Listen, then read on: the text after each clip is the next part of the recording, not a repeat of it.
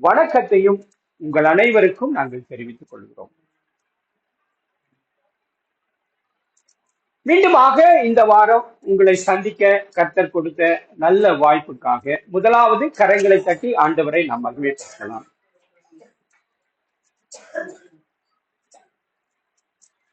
நாம செய்திக்கு ஆதாரமாக ஒரு வசனத்தை முதலாவது வாசிக்கலாம். ஏசாயா தீர்க்க தரிசன புஸ்தகம் 28வது அதிகாரம் 29வது வசனம். இதுவும் சேனைகளின் கர்த்தராலே உண்டாகிறது. அவர் ஆலோசனையில் ஆச்சரியமானவர், செயலில் மகத்துவம். ஆமா, அவர் ஆலோசனையில் என்னவா இருக்கிறாரு? ஆச்சரியமானவராக இருக்கிறார், செயலில் மகத்துவமானவராக இருக்கிறார். எப்படி ஆலோசனையில் ஆச்சரியம், எப்படி மகத்துவம் இல்லையா? நமக்கு தெரியல இல்லையா?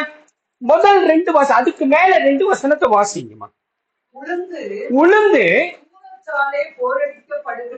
இல்லை. நல்லா கவனிங்கம்மா, நல்லா கவனிங்க.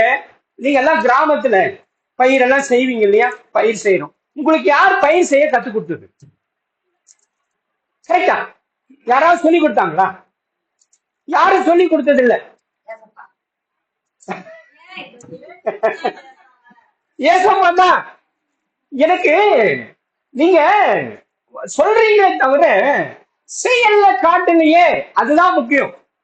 இப்ப அம்மா வந்த உடனே ஒண்ணு சொன்னாங்க, நீ உங்களுக்கு தாங்க தெரியல, நாங்க நம்புறோங்க. உங்களுக்கு தெரியல, உங்களுக்கு தெரியலன்றாங்க. அப்ப எனக்கு தெரியணும்னா நீ என்ன பண்ணணும் இல்லையா? இப்ப எனக்கு தெரியணும், எனக்கு தெரியாதான் உங்களுக்கு ஒத்துக்கிறேன், இல்லன்னு சொல்லல, எனக்கு தெரியாது. எனக்கு தெரியணும்னா நீ என்ன பண்ணணும்? சொல்லி கொடுக்கணும். அது ஓகே இல்லம்மா, நீங்க கரெக்டான பாயிண்ட்டுக்கு வாங்க. நீங்க கரெக்டா தான் சொல்றீங்க. நான் என்ன கேக்குறேன்னா, இப்ப நான் என்ன கேட்டேன், உங்களுக்குள்ள மாற்றம் தெரியலையே, நீங்க ஏசப்பாவை நம்புறீங்களா அப்படின்னு கேட்டேனா, அப்ப அந்த அம்மா என்ன சொன்னாங்க? நாங்க நம்புறோங்க, நாங்க நம்புறோம், உங்களுக்கு தான் தெரியலன்றாங்க. சொன்னாங்களா? எனக்கு தெரியல இல்லையா? எங்களுக்கு தெரியல. இப்போ நான் என்ன கேக்குறேன், நீங்க நம்புறீங்கன்றத நான் பார்க்கணும்னா நீ என்ன பண்ணணும்? என்னமா?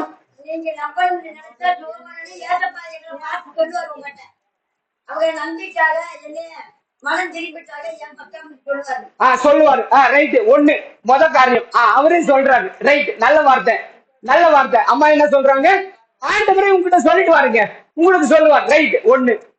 அடுத்தது சரி, அடுத்த வார்த்தை, அடுத்த நிலை, அடுத்தது ஒண்ணு சொல்றாரு இல்லையா? இப்ப ஜெபம் பண்றோம் இல்லையா? நம்ம ஜெபம் பண்றோம். ஜெபம் பண்ணும்போது எனக்கு பதில் கொடுப்பார் என்பதை நான் எப்படி பெற்றுக்கொள்வேன் என்றால், ஒண்ணு வார்த்தையின் மூலமா பேசுவார் இல்லையா? இப்ப வசனத்தை அதுக்கு தான் வாசிக்க சொல்றது. வசனத்தை இப்ப விரும்பாண்டிக்கிட்ட ஏன் பைபிள் நான் கொடுத்தேன் அப்படின்னா, பைபிளை நீ வாசி, அப்ப ஆண்டவர் உங்ககிட்ட வார்த்தை மூலமா பேசுவாரு அப்படின்னு சொன்னேன். ரைட்டா? இது அப்போ இன்னொரு வகை. அப்ப அது மட்டும் அதுல மட்டும் தான் பேசுவாரா? இல்ல, கனவுல தரிசனம் மூலமா காண்பிப்பார், நம்ம கூட பேசுவார் இல்லையா? அப்போ பல வழி இருக்குது, பல வழியில ஆண்டவர் நம்மை தொடர்பு கொள்றாரு. இப்ப நான் கேக்குறேன், எனக்கு ஒரு கஷ்டம், இப்ப அம்மாவுக்கு ஒரு கஷ்டம் இல்லையா? அம்மாவுக்கு என்னாச்சு, என்னமாச்சு உங்களுக்கு? ஹாஸ்பிட்டலுக்கு போனீங்க. ஆமா, ஹாஸ்பிட்டல், ஒரு வியாதி, ஒரு கஷ்டம், மருத்துவமனைக்கு போய் சுகம் பெற்று வந்தீங்க. இப்ப அந்த கஷ்டத்துல ஆண்டவர் இடத்துல, ஆண்டவரே எனக்கு இப்படி ஒரு கஷ்டம் இருக்குப்பா, என்னை குணப்படுத்துங்க அப்படின்னாக்கா அதுக்கு பதில் தரணும் இல்லையா? எப்படி பதில் தருவாரு? ஒண்ணு வார்த்தை மூலமா பேசுவாரு இல்லையா? இன்னொன்னு கனவு மூலமா, தரிசனங்கள் மூலமா. அவர் பல வழியை வச்சிருக்கிறார், பல வகையில நம்மோடு கூட அவர் பேசுகிறார். இப்ப அது மாதிரிதான். இப்ப நான் என்ன உங்களை கேட்டேன், நீங்க ஆண்டவரை நம்புறீங்களா? ஆமா, நம்புறோம் இல்லையா? நம்புறோம், நாங்க நம்புறோம். நீங்க நம்புறீங்க அப்படின்னா எனக்கு எப்படி தெரியும்? எப்படி தெரியும் அப்படின்னா, இப்ப ஒரு 2 வருஷத்துக்கு முன்னாடி இங்க இருந்து வந்திருக்கிறோம். நாங்க 2 வருஷமா வந்திருக்கிறோம். கரெக்டாமா? 2 வருஷமா. அன்னைக்கு உங்களை பார்த்ததுக்கும் இன்னைக்கு உங்களை பார்க்கிறதுக்கும் வித்தியாசம் தெரியும். அன்னைக்கு எப்படி இருந்தோம்? அழுக்கு உடையோட, தலை வராம, அப்படியே வீட்டுல இருந்து ஏதோ கூப்பிட்டாங்க, ஏதோ பேச போறாங்க அப்படின்னு வந்தோம் இல்லையா? இன்னைக்கு அப்படி இருந்தா என்ன அர்த்தம்? நீங்க ஏற்றுக்கொள்ளலன்னு அர்த்தம். ஆனா ஐயோ சர்ச்சுக்கு போனப்பா, டைம் ஆச்சு, அவங்க எல்லாம் வந்துட்டாங்க, நாம போனோம். என்ன பண்ணுவீங்க? குளிச்சு நல்ல துணி கட்டிக்கின்னு, அதுக்காக நான் தான் சொன்னேன், கந்தையானாலும் கசக்கி கட்டணும் அப்படின்னு ஒரு ஒழுங்கு இருக்குல்ல. அப்போ நீங்களே பாத்தீங்க, ஒரு திருமணத்துக்கு இப்படி போறீங்களா? ஒரு விசேஷத்துக்கு இப்படி போறீங்களா? போக மாட்டீங்க. ஏன் போக மாட்டீங்க? ஐயோ அங்க எல்லாரும் வந்திருக்காங்க, எல்லாரும் பார்ப்பாங்க. அப்ப இங்க ஆண்டவர் உங்களை பாக்குறாரு, நீங்க என்ன பண்ணணும்? அப்போ நல்லா வந்தாதான் எனக்கு தெரியும் நீங்க என்னன்னு. நீங்க ஆண்டவரை ஏற்றுக்கொண்டீங்க. அல்லேலூயா. நான் சொல்றது புரியுதாமா? நான் சொல்ற இப்ப நல்லா புரியுதா? இப்பதான் நல்லா புரியுதுன்னு நினைக்கிறேன். ரைட். அப்ப நீங்க ஏற்றுக்கொண்டிருக்கிறீர்கள் என்பதை நான் அறிய வேண்டுமானால் உங்களுக்குள் மாற்றத்தை நான் பார்க்க வேண்டும். இப்ப அந்த மாற்றத்திற்கான காரியங்களை நீங்க செய்யறதுக்கு முயற்சி எடுக்கணும். அல்லேலூயா, அல்லேலூயா. இப்ப இங்க ஒரு வார்த்தை சொல்லுது, ஆண்டவர் ஆலோசனை கர்த்தராக இருக்கிறார், அவர் வல்லமை உள்ள தேவனாக இருக்கிறார். எப்படி வல்லமை உள்ள தேவனாக இருக்கிறாரா? உளுந்தை எப்படி உடைக்கணும்னு கத்து கொடுக்கிறாரா ஆண்டவர். நான் சொல்றது புரியுதாமா? உளுந்து இருக்கு இல்லையா, உளுந்த எப்படி உடைக்கணும், எப்படி உடைக்க கூடாதுன்னு கத்து கொடுக்கிறாரு. வசனம் போட்டு வாசிக்கிறீங்களாமா? ஏசாயா 28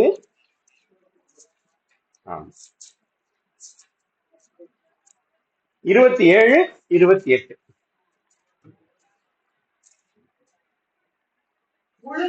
உளுந்து தூளத்தாலே போர் அடிக்கப்படுறது. தூளத்துல போர் அடிக்கிறது இல்லையா? அத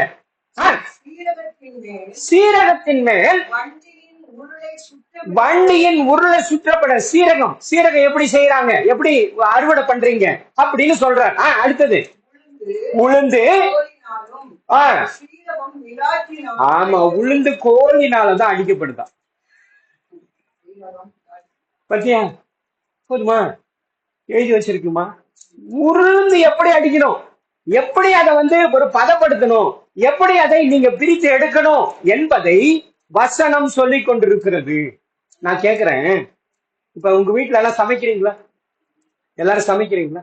சமைக்கிறீங்க. இப்ப அரிசிய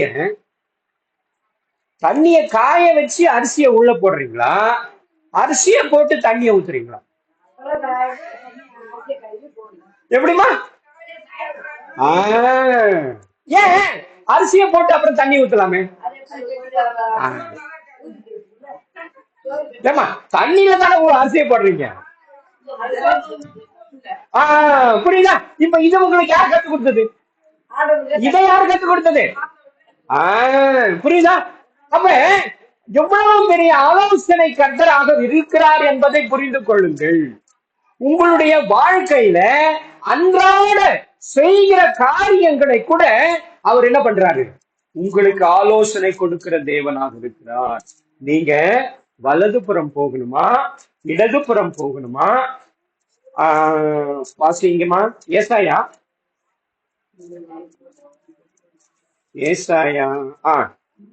30:21.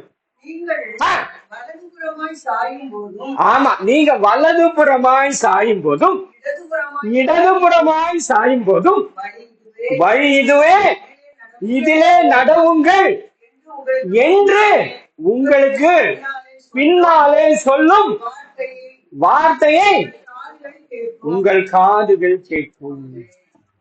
அல்லேலூயா, அல்லேலூயா. அப்ப நீங்க ஒரு பாதையில போயிட்டு இருக்கிறீங்க, நீங்க வலதுபுறம் திரும்பணுமா இடதுபுறம் திரும்பணுமா என்று என்னம்மா என்னம்மா என்னம்மா அது என்னம்மா பத்தியா? நான் ஒண்ணு பேசினதா நீங்க பேசினா எப்படிமா அது நியாயம்? கார் வந்துக்குது இல்லையா? ஆமா தானே. எதுக்கு வந்துச்சுன்னு தெரியல, யார பார்க்க போகுதுன்னு தெரியல. இதான்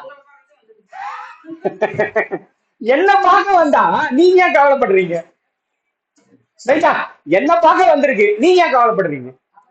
ஆஹ் அப்ப நீங்க என்ன பண்ணணும்? இங்க கவனம் வைக்கணும். உங்க கவனம் என்ன பண்ணக்கூடாது? சிதறக்கூடாது.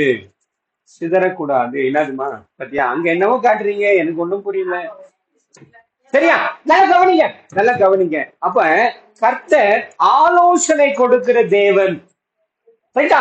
நம்முடைய வாழ்க்கையில நாம் செயல்படுவதற்கு, நாம் வெற்றி பெறுவதற்கு, நாம் முன்னேறுவதற்கு, நான் என்னுடைய வாழ்க்கையில மேலான இடங்களை பெறுவதற்கு தேவன் எனக்கு தொடர்ந்து ஆலோசனை கொடுக்கிற தேவனாக இருக்கிறார். அப்ப முதலாவது என்ன பண்ணணும்?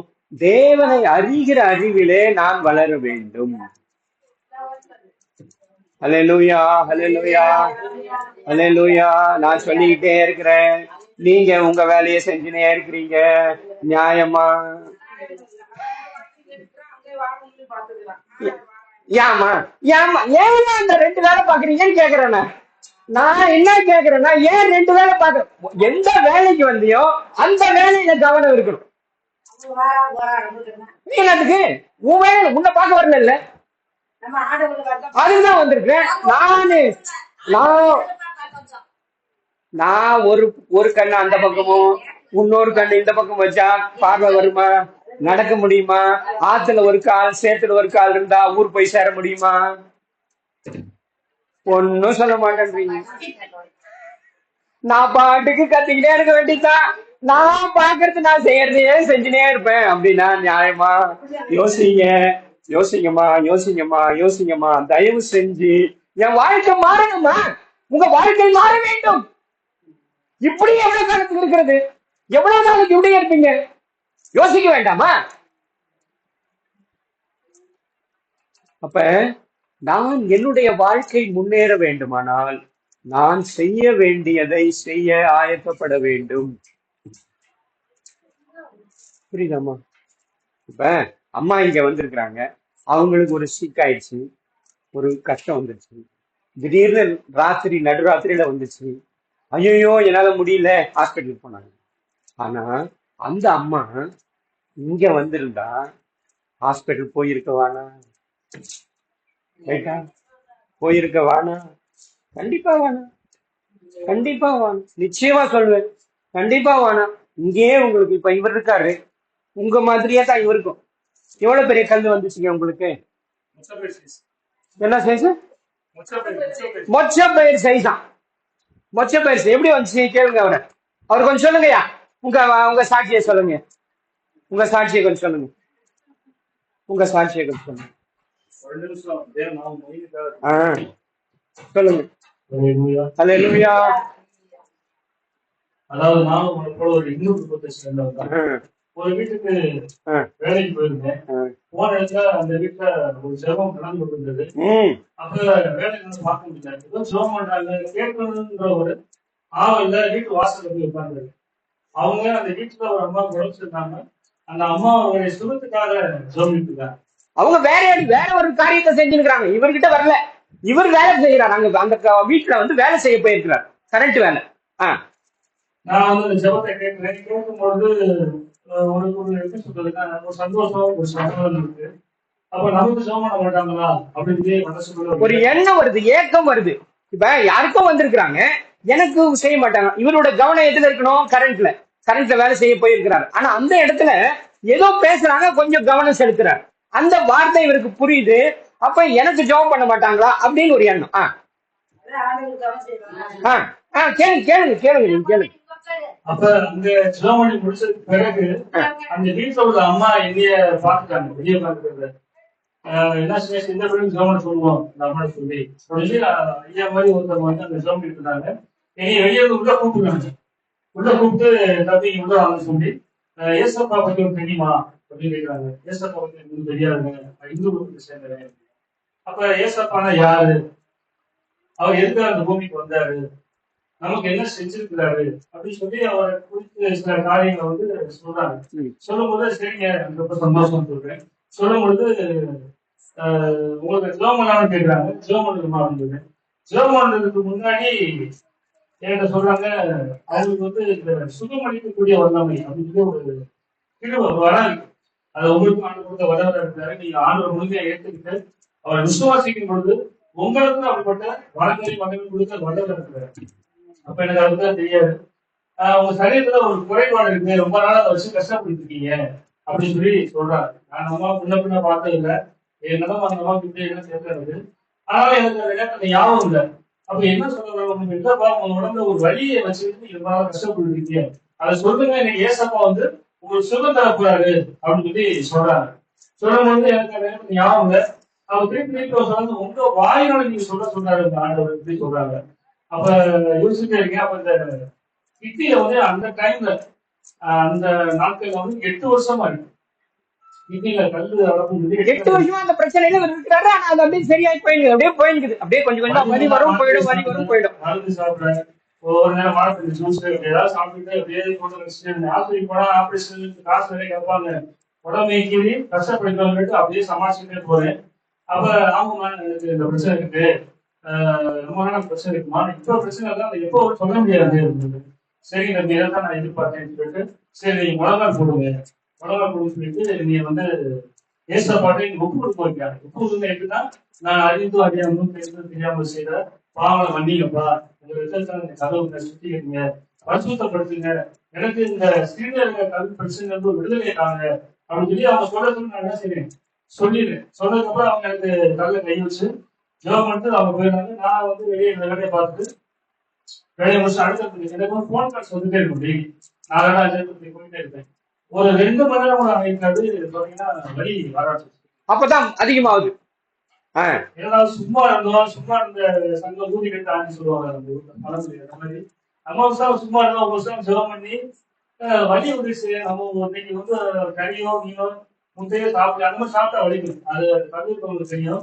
அதிகமா சாப்பிட்டோம்னா ஒரு மாதிரி உடுத்த ஆரம்பிச்சு, இடுப்பு ஆரம்பிச்சு. அப்ப எனக்குள்ள ஒரு விசுவாசம், ஏசப்பா சுதந்திரம் கேள்விப்பட்டிருக்கோம், நீங்க ஜெபம் பண்ணிருக்கோம், இன்னைக்கு நம்ம ஆஸ்பத்திரிக்கு போகக்கூடாது, ஊசிக்கு போகக்கூடாது, மாத்திரை சாப்பிடக்கூடாது அப்படின்னு ஒரு வைராக்கி எனக்குள்ள வருது. இப்படியே போயிட்டே இருக்கு, வலியோட வலியும் அப்படியே கூட்டிகிட்டே போகுது. இப்படி ஒரு 2 நேரத்துக்கு நம்ம போவோம். ஆனா போக முடியல, என்னால நெருக்கமா இருக்கு, போக முடியல, போனா வரமாட்டேங்குது. யூரின் போக முடியல, போக முடியல. பாதையை அடைச்சிருச்சு. அதுக்கு முன்னாடி நல்லா தான் இருந்தேன், சுத்தம் பாதையை அடைச்சிருச்சு. இந்த நிலைமையில வேலையை முடிச்சு வீட்டுக்கு போறேன். வீட்டுல போனோடனே என் வீட்டுல முகத்தை பார்த்து கேட்கிறாங்க, என்ன முகம் ஒரு மாதிரியா இருக்கு, ஏன்னா 8 வருஷமா அந்த கிட்னி கல்லோட குடும்பம் எடுத்துக்கோங்க, அதனால வீட்டுல கேட்கலாம், அப்ப என்ன மாதிரியா இருக்கீங்க, வலியா, இன்னைக்கு வந்து பிரச்சனை சாப்பிடு சம்பந்தமா, ஏன் சரி பரவாயில்ல, மணி 8 ஆச்சு, 10 மணிக்கு ஆப்ஷன் இருக்காது, ஊசி வருவாங்க, இல்ல நான் ஆஸ்பத்திரி வர மாட்டேன், ஊசி போட மாட்டேன், மாற்றி விட மாட்டேன், என்ன சொல்றீங்க. பகல்ல அந்த ஜெபம் எல்லாம் பத்தி எதுவுமே சொல்லல, வீட்டுல சொல்லல. 10 மணி ஆகுது, 11 மணி ஆகுது. திடீர்னு பாத்தீங்கன்னா எனக்கு ஒரு யோசனை வருது, வலி பயங்கர வேதனை, வலி ஒரு பக்கம், வேதனை பக்கம், யூரின் வேற நிறைய இதாயிடுச்சு. என்ன செய்யறதுக்கு இந்த நேரத்துல எங்க அம்மா ஒரு 10 நாளைக்கு முன்னாடி அவங்க யாரோ இயேசு கிறிஸ்துவ பத்தி சொல்லி ஸ்தோத்திரம் அப்படிங்கிற ஒரு புஸ்தகம், சின்ன புக், ஒரு 10 பேர் அந்த புஸ்தகம், அந்த புஸ்தகத்தை எடுத்து படிக்கணும் அப்படிங்கிற மாதிரி ஒரு உள்ளுணர்வு வருது. இந்த நேரத்துல இந்த ஒரு யோசனை நானும் யோசிச்சு பாருங்க, திருப்பி அதே யோசனையா இருக்கு. சரி இல்ல புக்கை தேடி எடுத்து முழங்கள் போட்டு 1ல இருந்து அப்படியே வாசிக்கிட்டே வரேன். அது மொத்தம் 1000 ஸ்தோத்திரப்படி இருக்கு. 1000 சொல்லணும், 1350 300 இருக்கும், 1300 இருக்கும். இது எப்படி சொல்றது, சரி முழங்கால் போட்டு சொன்னா கண்ணில தண்ணியா ஓடுது இந்த வழி இல்லைன்னு. அப்பா பிதாவே ஸ்தோத்திரம், அன்பின் பிதாவே ஸ்தோத்திரம், நித்திய பிதாவே ஸ்தோத்திரம், எனக்காக ரத்தம் சிந்தினீரே ஸ்தோத்திரம், பாவத்தை சுமந்தீரே ஸ்தோத்திரம், அப்படியே சொல்லிட்டே வரேன். 10 சொல்ல முடியல, சரி எப்படியா சொல்லி ஒரு 100 சொல்லிடுவோம், 100 சொல்றேன், ஒரு 200 சொல்லிடுவோம், 200 சொல்றேன், 300 சொல்றேன், அப்படியே வழியோட வேணும். எப்படி சொன்னேன்னு எனக்கே தெரியல, தப்பு 200 திரும்பினா சொல்லி முடிச்ச உடனே எனக்குள்ள ஒரு நம்பிக்கை, ஒரு விசுவாசம் வந்து, சரி இவ்வளவு நேரம் வந்து நம்ம ஆண்டரை பத்தி புகழ்ந்துருக்கோம், வழி கொடுத்துருக்கோம், இப்ப போய் நம்ம பாத்திரம் போய் விழுந்துட்டு பார்ப்போம் அப்படின்னு சொல்லி போய் வாஷ் பண்றேன். இங்க இருந்த கல்லு ஒரு மேஜிக் மாதிரி, எப்படி சொல்றது, ஒரு மந்திர மாதிரி அப்படியே நகர்ந்து வருது இந்த கல், இந்த வழியில அது இதுலயே நகர்வு சட்டு வந்து அந்த கோப்பையில, அந்த கண்ணாடி கோப்பையில வந்து விழுந்து, விழுந்த உடனே அந்த காலையில இருந்து அடைக்க சென்ற இன்புறம் மடமடன்னு போனதுக்கப்புறம் பெரிய ஒரு விடுதலை, ஒரு சமாதானம். அப்படியே அழுதுறேன், என்ன சந்தோஷத்துல கண்டித்து பயங்கரமா அழுது. இப்ப நான் அது பிரச்சனை வச்சு இன்னைக்கு ஆண்டு ஒரு சுகத்தை கொடுத்தாரு இயேசு தெரியுது அப்படின்னு சொல்லி இந்த கல்லை வந்து திருப்பி அது தீயடி எடுத்து கழிச்சுட்டு திருப்பி ரூம்ல வந்து வளங்கள் போட்டு நன்றி சொன்னேன். அன்னையிலிருந்து இன்னைக்கு வரைக்கும் அந்த வழியும் இல்லை. அதுக்கப்புறம் தான் இயேசு உண்மையிலே பெரியவர் வந்தவர் அப்படின்னு உணர்ந்து ஏசப்பாவை நம்ப ஆரம்பிச்சு. அதுக்கு பிறகு இதோட பெரிய சர்ச்சை அற்புதம் படிக்கிறது. அதை வரக்கூடிய மக்கள் நான் சொல்றேன். சரிங்களா? இப்ப நான் சொன்னது சரியா போச்சா? நீங்க இங்க வந்திருந்தா என்ன ஆயிருக்கும்? இதே நிலை உங்களுக்கு வந்திருக்கும். ஆனா உங்ககிட்ட பணம் இருந்துச்சு, போய் ஹாஸ்பிட்டல்ல போனீங்க, ஹாஸ்பிட்டல்ல எடுத்துட்டாங்க. ரைட்டா? இப்ப உங்க கணவருக்கும் இருக்குல்ல, அவரும் அந்த கஷ்டப்பட்டுக்கிறார் இல்லையா? புரிந்து கொள்ளுங்கள், இததான் உங்களுக்கு சொல்லிக் கொண்டிருக்கிறோம். இவ்வளவு அற்புதம் செய்கிறவர் நம்முடைய தேவன். அவர் பெரிய ஆலோசனை தருகிறவர், வல்லமை உள்ளவர், மகிமை உள்ளவர், அதிசயமானவர், ஆலோசனை கர்த்தர். அவர் எனக்கு என்ன தேவை என்பதை உணர்ந்து அதற்கு பதில் தருகிறவராக இருக்கிறார். ஆனா எங்க பிரச்சனை வருது தெரியுமா? நான் அவரை மகிமைப்படுத்தல, நான் அவரை அறிக்கையிடல, நான் அவரை ஒப்பு கொடுக்கல, அவரை சார்ந்து வாழாத ஒரு சூழலிலே நான் வாழ்ந்து கொண்டிருக்கிற அந்த நிலை இருந்தால் எனக்கு அற்புதங்கள் நடக்காது. புரியுதா? இதான் உங்ககிட்ட சொல்லி பண்றோம். அப்ப ஒப்பு கொடுக்க முயற்சி எடுங்கள். நான் ஒவ்வொரு முறையும் கேட்பேன், நீங்க ஆண்டவரை ஏற்றுக்கொண்டீங்களா? ஏற்றுக்கொண்டீங்களா? இந்த அம்மா என்ன, நாங்க ஏத்துக்கிட்டோங்க, நாங்க ஏத்துக்கிட்டாங்க, நாங்க ஏத்துக்கிட்டாங்க.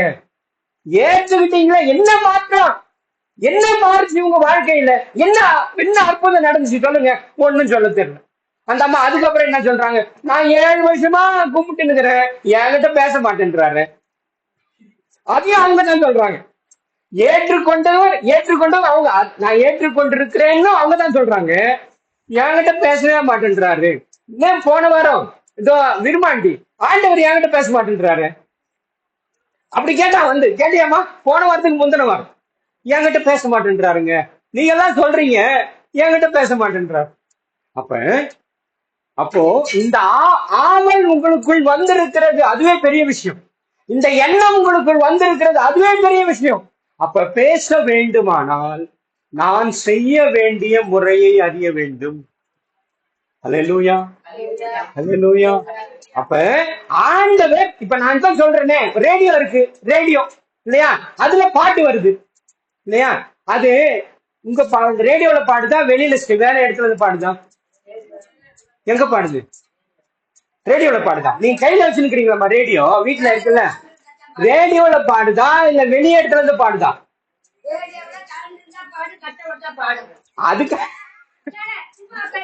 அது கேட்டுமா? நான் என்ன கேக்குறேன்னா, ரேடியோல பாடுறாங்களா இல்ல வேற இடத்துல இருந்து பாடி உங்க ரேடியோ மூலமா கேக்குறீங்களா? வேற இடத்துல பாடி நீங்க உங்க ரேடியோல கேக்குறீங்க, அதுதான் கரெக்டா? அப்ப வேற இப்ப மெட்ராஸ்ல பாடுறாங்க, மெட்ராஸ்ல ஒரு ஸ்டுடியோ இருக்கும், அந்த ஸ்டுடியோல பாடுறாங்க, அங்க பாடி ஒளிபரப்பு செய்யறாங்க, ரைட்டா? அத உங்க ரேடியோல இருக்கிற ரிசீவர்ங்கிற ஒரு கருவி அந்த சிக்னலை ரிசீவ் பண்ணி உங்க ரேடியோ மூலமா பாடுகிறது, கரெக்டா? அப்போ சென்னை வச்சாதான் அந்த பாட்டை கேட்க முடியும், திருச்சி ஸ்டேஷனை வச்சா திருச்சி ஸ்டேஷன் கேட்கும், மதுரை ஸ்டேஷன் வச்சா மதுரை பாட்டு கேட்கும், கரெக்டா? அப்ப அது போலதான் நீங்களும் உங்களை டியூன் பண்ணிக்கணும், ஆண்டவருக்கு நேரா உங்களை திருப்பிக் கொள்ளணும், ஆண்டவரை நோக்கி பார்க்கிற மனநிலை நமக்கு வர வேண்டும். அப்பொழுது அவர் பேசுகிறதை நான் கேட்பேன். அல்லேலூயா, அல்லேலூயா, அல்லேலூயா. அப்ப இந்த மனநிலைக்கு நீங்க வர வேண்டும். இந்த மனநிலைக்கு வர, இப்ப அந்த சகோதரி இருக்கிறாங்க, அந்த சகோதரி அன்னைக்கே ஒரு நாள் நான் பார்த்தேன், பார்த்து கேட்டேன். அதுக்கப்புறம் தான் அவங்க சொன்னாங்க எனக்கு பேச வராது, கரெக்டா? அதுக்கப்புறமா அந்த அம்மாவை காணும், இன்னைக்கு தான் வந்து உட்கார்றாங்க. இடையில நான் பார்க்கவே இல்லை. போன வாரம் வரல வந்துச்சா? போன வாரம் வந்தியாம்மா? வந்துச்சா? சாப்பிட்டுச்சா? சாப்பிட்டியா? ரைட். அதுக்கு முந்தின வாரம் வந்தியா? நடுவுல வரல. நான் தான் பாக்குறேன். இது இன்னைக்குதான் வருது. எவ்வளோ நாளைக்கு அப்புறம். அப்ப அவரை நீ நம்பி இருந்திருந்தால் என்னைக்கும் வாழ்க்கையில மாற்றத்தை பார்த்திருக்கலாம் இல்லையா? பேச்சு வந்திருக்குமா? வரல. தெய்வம் அக்கா பையன், அவனுக்கு நடக்க முடியாதது. அவன் வாரம் வந்தான். நான் இங்க வந்தப்போ கொண்டாந்து அந்த குழந்தைய ஜெபம் பண்ண சொன்னான். அதுக்கப்புறம் ஆளையே கால நானும் கேட்டுனே இருக்கிறேன், எங்கப்பா அவங்க அந்த அக்கா பையன் வரவே இல்லை, ஊருக்கு போயிட்டாங்க. என்ன பண்ண முடியும்? இதுதான் நிலைமை. புரிந்து கொள்ளுங்கள், புரிந்து கொள்ளுங்கள். அப்ப இன்னைக்கு ஆண்டவர் சொல்லுகிறார், வாசிக்குமா ஏசாயா 28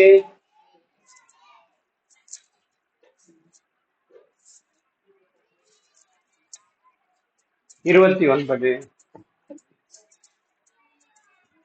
இதுவும் சேனைகளின் கர்த்தராலே உண்டாகிறது. ஆமா, எல்லாமே அவரால்தான் நடக்குது. அவர் ஆலோசனையில் ஆச்சரியமானவர், செயலில் மகத்துவம் உள்ளவர். அவரை போல வேறு ஒருவரும் கிடையாது. ஆனால் நான் என்ன பண்ணி கொண்டிருக்கிறேன் தெரியுமா? அவரை விட்டு விட்டு வேற பக்கம் திரும்பி என்னுடைய முகத்தை திருப்பி கொண்டிருக்கிறேன். வாசியுங்கள், ரோமர் 2வது அதிகாரம் 21வது வசனம். இப்படி இருக்க மற்றவருக்கு போதிக்கிற நீ உனக்குத்தானே போதியாமல் இருக்கலாமா? களவு செய்யக்கூடாது என்று பிரசங்கிக்கிற நீ களவு செய்யலாமா?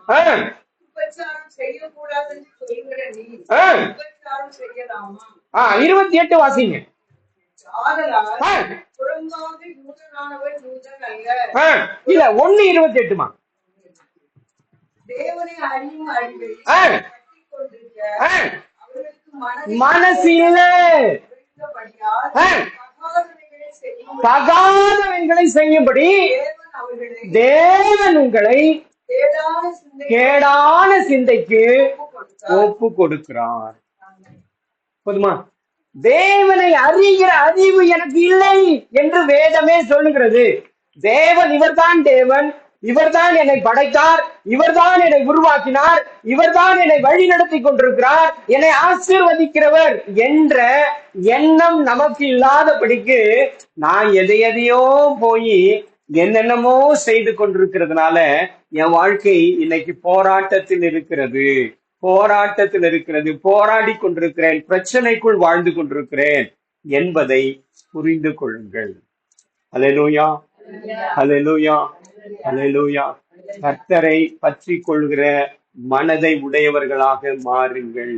வெறுமனே வாயில நான் கர்த்தரை நம்பி இருக்கிறேன், கர்த்தர் தான் எனக்குன்னு சொல்லிட்டு நான் என் வழியில போயிருந்தா, இங்க வந்து உட்கார்ந்துட்டு யார் வராங்க யார் போறாங்கன்னு பார்த்துருந்தா, எந்த கார் வருது எந்த ஆள் வராங்கன்னு அதை பார்த்துட்டு உட்கார்ந்துருந்தா இங்க சத்தியத்தை கேட்க முடியாது. புரியுதா? கவனம் இங்க வரணும், சத்தியத்தை கேட்கணும், அறிகிற அறிவில் வரணும்.